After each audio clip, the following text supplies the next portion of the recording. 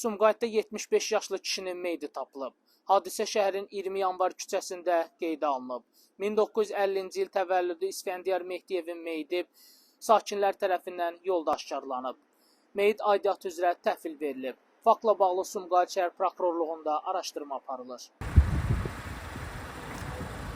Aptekdən çıxdı, bir 5-6 metr atdı, birdən reski büdrədi, yıxıldı. Yaxınlaşdıq, tutduq altına, başının altına bir dənə kardon zat qoyduq ki, nəsə ürəyi tutub. Skoru zəng elədilər aptekdən.